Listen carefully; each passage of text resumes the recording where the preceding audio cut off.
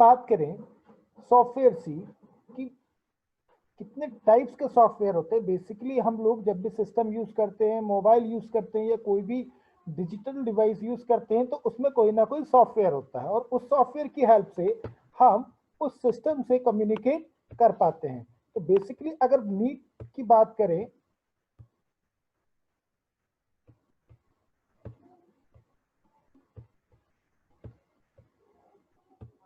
अगर बात करें कि नीड क्या है सॉफ्टवेयर की, तो अगर हम देखें कोई भी system, basically it's a combination of the hardware and software.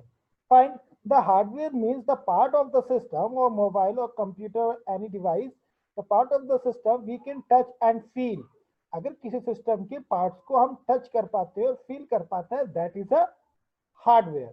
Fine, and we need the software to communicate with that system. If we want to use the application of that system, so we need the software. Means कि हम बिना software के उस system से communicate नहीं कर पाएंगे। Fine, software को कुछ इस तरीके से समझ सकते हो कि एक बॉडी है, ह्यूमन बीइंग है, अगर उसके अंदर सोल नहीं होगी तो वो किसी काम का नहीं है, that means it's a death person. ठीक, तो उसका कोई हम कुछ रखते नहीं है और अंतिम संस्कार कर देते हैं। तो दैट मीन्स कि हमें जब तक इंसान में एक सोल है तब तक हम उससे कम्युनिकेट कर पाते हैं। सेम विद द सिस्टम, अगर सिस्टम में सॉफ्टवेयर नहीं होगा, software is like the soul of the hardware. Fine, अब बात करते हैं सॉफ्टवेयर की। तो we have two types of the software. हमारे पास दो तरीके के सॉफ्टवेयर हैं जो सिस्टम में इंस्टॉल्ड होते हैं। First is the system software and another is the application software. System software क्या हो गया? System software which provide the platform for the other software. ये बोल सकते हैं कि those basically need of the system, those application which are the need of the system, जो system की need को fulfill करता है, that is system software.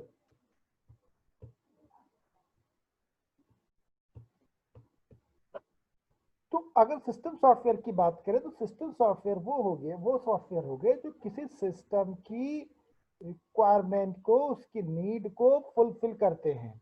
Fine, या बोल सकते हैं कि जो अदर एप्लीकेशंस होती हैं उसको रन करने के लिए एक प्लेटफॉर्म प्रोवाइड करते हैं, उसको एग्जीक्यूट होने के लिए एक प्लेटफॉर्म प्रोवाइड करते हैं। That is a system software. For example,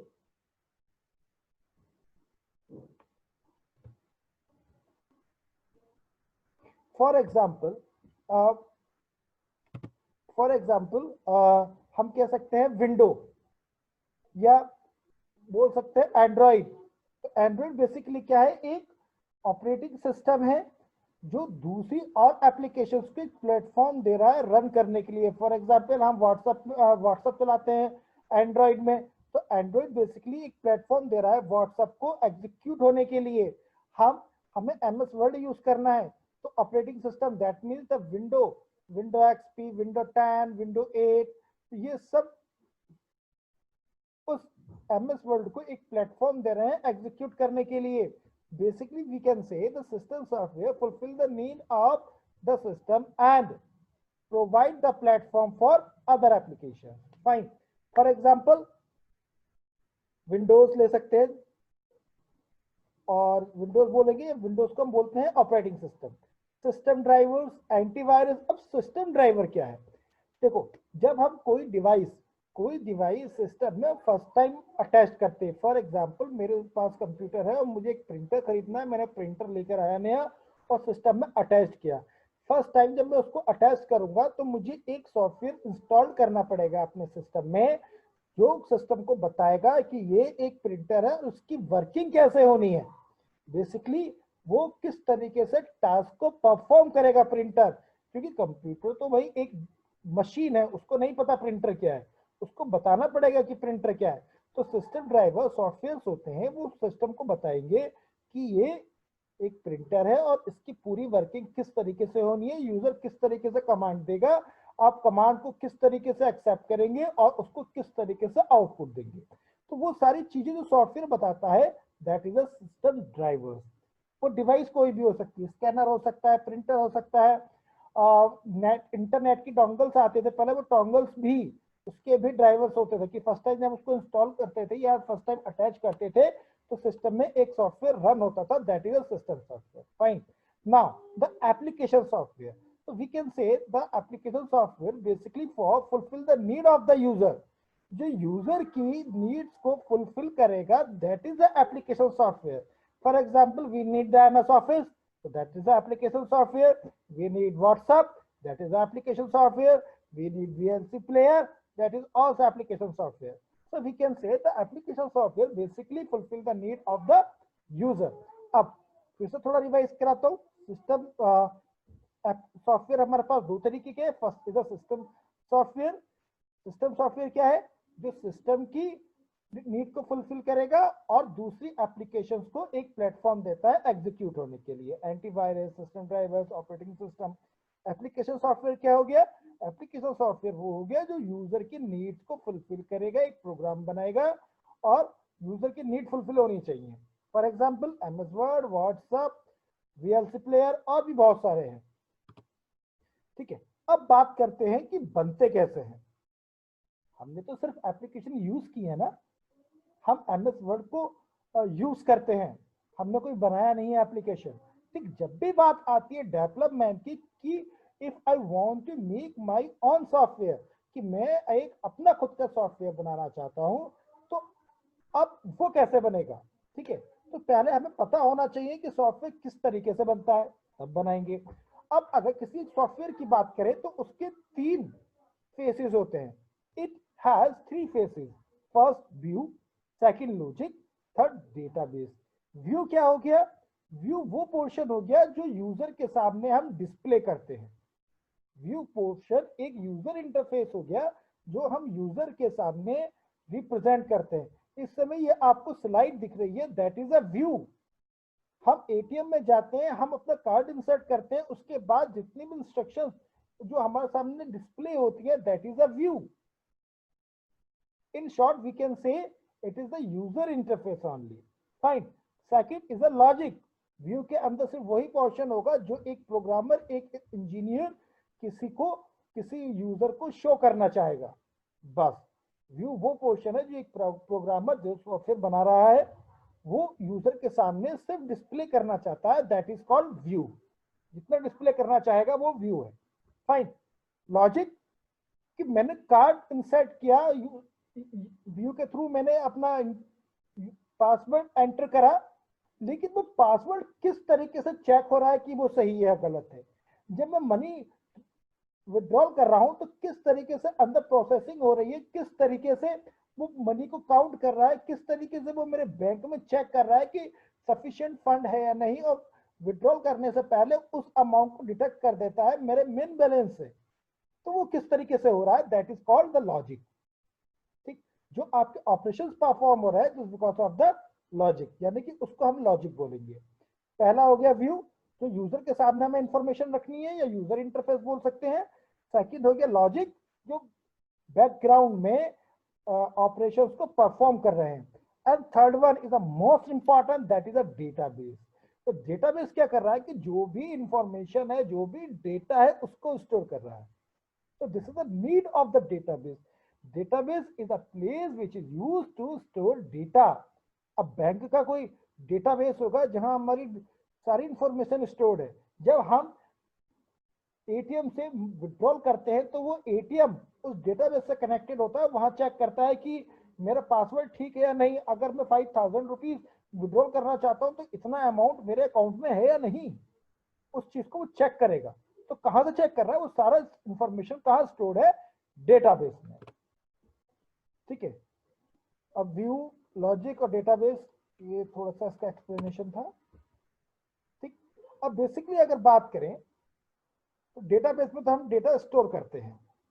अब यूजर का मतलब कि अगर मैंने सॉफ्टवेयर बनाया है और आप उस सॉफ्टवेयर को यूज कर रहे हो तो आप यूजर हो गए, आप क्लाइंट हो गए. फेसबुक हम यूज करते हैं तो we are the client, we are the user. ठीक है, डेवलपर कौन है? डेवलपर वो हो गया जिसने बनाया है. फाइन. तो डायरेक्टली हम डेटाबेस को एक्सेस नहीं कर सकते. मैं यूजर हूं, मैं डायरेक्टली किसी बैंक के डेटाबेस को एक्सेस नहीं कर सकता जब तक कि बैंक मुझे परमिशन नहीं देगा. तो बेसिकली हम जब भी किसी डेटाबेस से कम्युनिकेट करना होता है तो पहले हम सर्वर से परमिशन लेते हैं, फिर सर्वर चेक करेगा कि हाँ ये ऑथराइज यूजर है या नहीं, उसके बाद हमें उसका एक्सेस मिलता है। फॉर एग्जाम्पल मुझे अपने बैंक अकाउंट की डिटेल चाहिए, मुझे फंड देखना है, मैं कोई यूपीआई यूज कर रहा हूँ, तो यूपीआई में मैं अपना पासवर्ड डालूंगा, वो पासवर्ड सर्वर के पास जाएगा, वो सर्वर चेक करेगा कि हाँ ये ऑथराइज है या नहीं। अगर मैं ऑथराइज्ड हूँ, ऑथराइज यूजर हूँ, तो वो मुझे मेरा बैंक बैलेंस शो कर देगा। बैंक बैलेंस कैसे शो करेगा? सर्वर कम्युनिकेट करेगा डेटाबेस से कि भाई इसका बैलेंस कितना है बताओ, वो बताएगा सर्वर को डेटाबेस कि इसका बैलेंस इतना है, और सर्वर आगे मुझे पास करेगा। मैं डायरेक्टली क्लाइंट जो है डायरेक्टली डेटाबेस से कम्युनिकेट नहीं कर सकता। That is called client server communication. Client server communication में क्या होता है, क्लाइंट रिक्वेस्ट करता है सर्वर से, और सर्वर उसको फॉरवर्ड करेगा डेटाबेस से, डेटाबेस से जो वैल्यू होगी उसको लेगा और क्लाइंट को एज अ रेस्पॉन्ड सेंड कर देगा। ठीक, अगर हम अभी की बात करें कि हम डेटा को कैसे स्टोर करते हैं, अगर नॉर्मली अभी बात करें, अभी हमें डेटाबेस नहीं पता, हम नॉर्मली बात करते हैं, तो हम डेटा को स्टोर करते हैं फाइल में।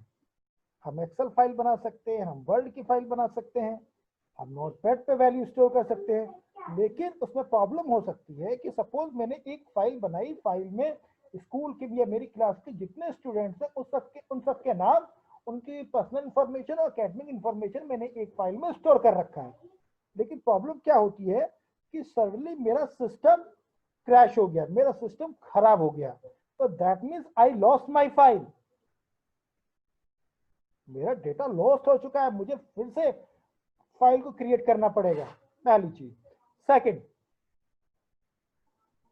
कि मेरे सिस्टम में वायरस आ गया और मेरी फाइल करप्ट हो गई, अगेन प्रॉब्लम।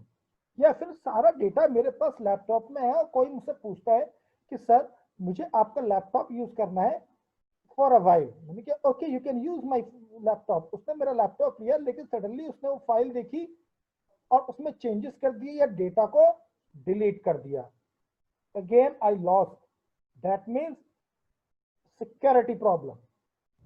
ठीक, या फिर एक एग्जांपल हम ये समझ सकते हैं कि मैंने फाइल बनाई और फाइल बनाकर मैं भूल गया कि मैंने वो फाइल कहाँ बनाई थी, लेकिन मैं सर्च कर रहा हूँ, मुझे वो फाइल नहीं मिल पा रही है, फिर से मुझे फाइल को बनाना पड़ा। कुछ टाइम की फिर छुट्टियां पड़ गई स्कूल की, ओके फाइन, फिर जब स्कूल वापस आए फिर फाइल ढूंढ रहा हूँ, फिर दोनों ही फाइल में पता नहीं कौन सी लोकेशन पर डाली थी, फिर भूल गया, फिर से फाइल बनानी पड़ेगी। तो ये क्या हो रहा है, डुप्लीकेसी। ये बोल सकता हूँ कि एक तरफ मैंने सारी इंफॉर्मेशन स्टोर कर रखी है, लेकिन प्रिंसिपल सर ने मुझसे बोला कि एक फाइल और बनाओ जिसमें बच्चे की नेम और उसकी पर्सनल इंफॉर्मेशन होनी चाहिए बस। तो ये चीज तो ऑलरेडी मैंने स्टोर कर रखी है, तो वहां से मैंने कॉपी किया और किसी और फाइल में पेस्ट कर दिया। अब क्या हुआ कि उसकी कॉपीज बन गई अलग अलग, that is called the redundancy. Redundancy refers to duplicacy.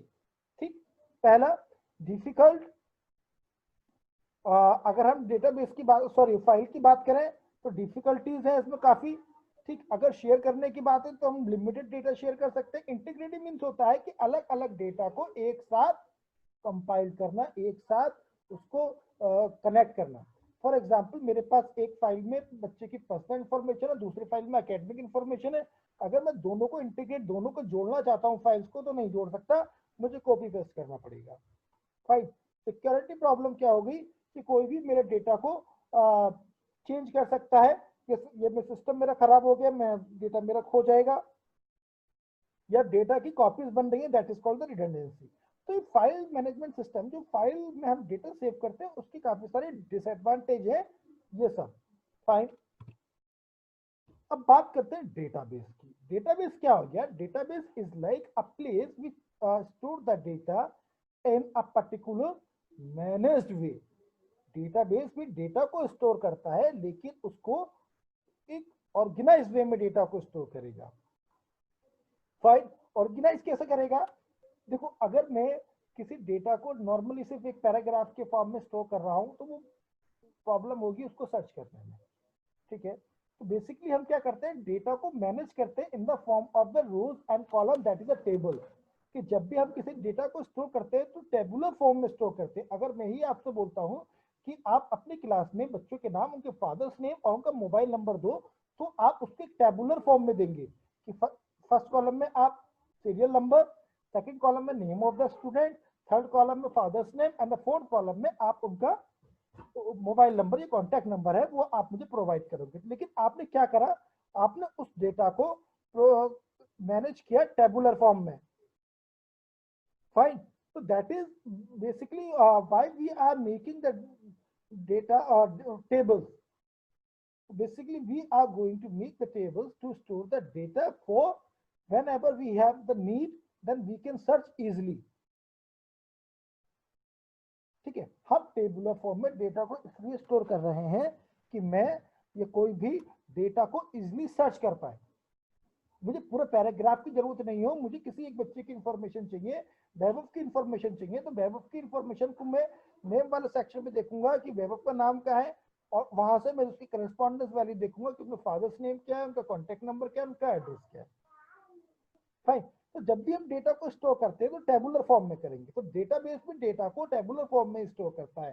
तो we can define the database like a database is an organised collection of data so it can be easily access and manage.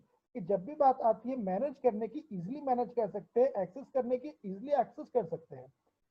और security की बात आती है, ठीक, अगर किसी ने मेरा लैपटॉप भी लिया और मेरा डेटाबेस मेरे सिस्टम में ही है, तो जब तक मेरी परमिशन नहीं होगी, no one can access my data. Call the whenever we need to access the database, so it needs the user name and password. जब भी हम डेटाबेस को एक्सेस करेंगे तो उसको जरूरत होती है यूजर नेम और पासवर्ड की। जब तक हम यूजर नेम और पासवर्ड जब तक हम करेक्टली नहीं डालेंगे तब तक कोई एक्सेस नहीं कर सकता। उसके अलावा अगर मैं अपना डेटाबेस को शेयर कर रहा हूं किसी के साथ, तो वो भी डेटाबेस को यूज कर सकता है, लेकिन मुझे उसको भी एक इंडिविजुअल यूजर नेम और पासवर्ड क्रिएट करके देना पड़ेगा, तब यूज कर पाएगा। उसके अलावा हम इसका बैकअप ले सकते हैं। इसका बैकअप कुछ केबीज में आ जाता है, हम पेन ड्राइव लगाएंगे, बैकअप ले लेंगे, कुछ केबीज का होगा तो उतना डिफिकल्ट नहीं है, कुछ ही सेकंड्स लगते हैं बैकअप लेने में। अगर मेरा सिस्टम खराब भी हो जाता है, don't worry, we have the backup in the pen drive और सीडी, डीवीडी, व्हाटएवर। मुझे फिर से सॉफ्टवेयर स्टोर करना, मेरा डेटा मुझे बैकअप के थ्रू वापस मिल जाएगा। फाइन। उसके अलावा अगर मेरे पास, मैंने डेटा को अलग अलग टेबल्स में स्टोर कर रखा है, तो मैं उन टेबल्स को इंटीग्रेट कर सकता हूं, एक सिंगल टेबल में कन्वर्ट कर सकता हूं। ठीक है, तो basically it has the security, it provide the security. और उसके अलावा we can do the integrate the data together. Basically ये डेटाबेस हो गया। डेटाबेस एक प्लेस हो गया जहां पर हम डेटा को स्टोर करते हैं। One more thing, we need a software. हमें एक सॉफ्टवेयर की जरूरत होती है जो डेटाबेस को मैनेज करता है। एक सॉफ्टवेयर की जरूरत होती है जो डेटाबेस को मैनेज करता है, that is called database management system. A database management system is an application software which is used to manage the database. Manage का मतलब क्या होता है कि मुझे कोई डेटा इंसर्ट करना है, उस सॉफ्टवेयर के थ्रू करूंगा। मुझे कोई डेटा डिलीट करना है, उस सॉफ्टवेयर के थ्रू करूंगा। मुझे कोई डेटा अपडेट करना है, सपोज किसी का मोबाइल नंबर अब पहले कुछ था, अब चेंज हो गया, तो वो भी अपडेट करेगा। फाइन। डेटा को मुझे डेटाबेस से निकालना है, तो वो भी डेटाबेस मैनेजमेंट सिस्टम करेगा। तो we can define the database management system is the system software, sorry application software which is used to retrieve means होता है कि डेटाबेस से डेटा को निकालना, that is called the retrieving. Store, you know, ठीक, manage the data into the database, that is just done by the database management system. आज की अभी सिर्फ इतना ही रखते हैं इसमें, ठीक है। इसके में आपको एक वीडियो बनाकर YouTube पे डाल दूंगा, उसमें से आप नोट्स भी बना सकते हो। उसके अलावा ये पावर पॉइंट प्रेजेंटेशन भी आपके साथ शेयर करूंगा, ये नोट्स बनाइएगा आप।